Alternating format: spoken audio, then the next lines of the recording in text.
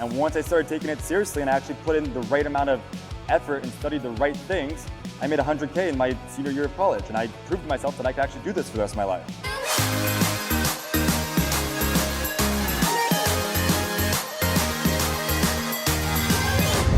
We're here in front of a few hundred people.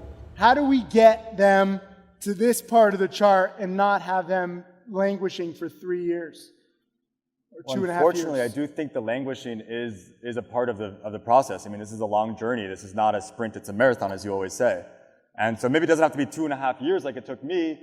For me, I'm kind of disorganized. You know, I was all over the place for 2.5 years, and it took a wake-up call for me to eventually say that this is no longer a hobby, that I can't get drunk on weekdays and show up hungover or miss market open and have a position or whatever was going on during that time. I had to treat it professionally, like it was my job, like I was coming to work every day and making money, and if I didn't do it accordingly, I'd be fired, or whatever that analogy really means. To be fair, I have traded drunk before. If it's a perfect pattern and I just have to wake up and sell from the previous day, it can be done. Right, but it can be done. And then I go back to sleep. But I think in order to get to here, it's a mindset that you have to ascertain, that you absolutely are treating it like this is no longer monopoly money. And I think so many new traders are just poking around. Like, when I say poking around, it's like you're treating it like monopoly money, like a couple $100 doesn't mean anything. And I think that does mean something. What made you take it seriously? Was it learning about Gritani? Was it seeing it with your own eyes? Was it seeing it with the webinars? Was it a combination? What made you be like, I want to do this for real? Well, 2.5 years in, I was getting close to my senior year of college, and I gave myself that 3 years time to figure this stuff out. And about 2.5 years in, I was still one step forward, 1.5 steps backwards. And it was really, really frustrating, like, to see my account go sideways for 2.5 years. And I was waking up every day, and I was coming to the market every day, participating, chatting, being in the webinars, and I still wasn't seeing results. But you weren't getting drunk at night, so we saved your bar bills, so you're actually ahead. And my brain cells are still intact. You were languishing for 1.5, 2.5 years. I just got sick of it, you know? Like, I was treating it like it was a hobby. I wasn't taking it for real. And I knew that I had a year left and that this was make it or break it. And if I didn't get this, then for the past 3 years of me studying penny stocks would have been for nothing.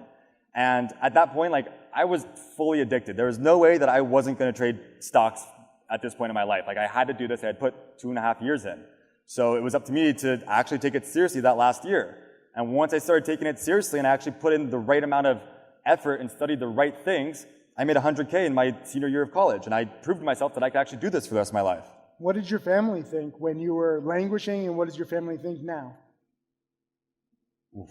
When I was languishing, we weren't talking much about my languish. You know? You had other issues?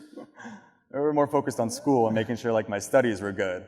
And as long as I didn't blow up my account, they didn't really concern themselves with the trading. And then, you know, once the profits, like, they're proud of me, obviously, and they're happy to see what I've done, but, you know, I'm still the same person and we still do the same things, like, not much has changed. But did they doubt in the beginning? Most families doubt with penny stock trading. I know Roland's parents were laughing. I don't know. I'm the kind of guy that I put my mind to something and I get it done. I mean, I've been successful in life. I did door-to-door sales for a little bit, which I attribute a big part to my success. And that was another thing where it's like 90% of people fail at that. And if you can be successful, it takes an immense amount of hard work and dedication. And I'd been successful in door-to-door sales. I'd been successful in college, and then I was successful in this. So they never doubted me. They knew that if I put my mind to something, then I got it done. Cool. So what do you do, like, when there's, like you mentioned, there's no, like, hot sector right now, there's no overarching thing. How long do you look at stocks before you decide to go and play golf?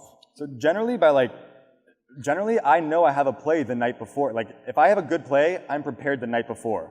So when I come to the market open and I don't have a play, I know that I'm going to make an emotional decision. I don't necessarily want that play.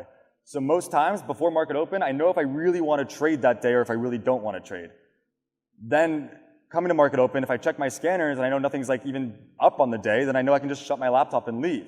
Generally, though, if I do have, you know, some kind of first red day that I do want to go after short, then I'm going to stay on for the first 3 hours. And really, it's the first 2, like till 8:30 a.m. Pacific Standard Time, 2 hours into market open. And if there's nothing, and if I don't have extension, if I don't have a first red day to go after, I'm shutting my laptop, I'm going to the gym, I'm bettering myself. Hey, Tim Sykes, Millionaire Mentor and Trader. Thank you for watching my videos. I hope that they help you. I want to share everything that I've learned over the years. You can check out more videos right over there. And also click subscribe so that you can watch all of these videos, get that knowledge, and become my next millionaire student.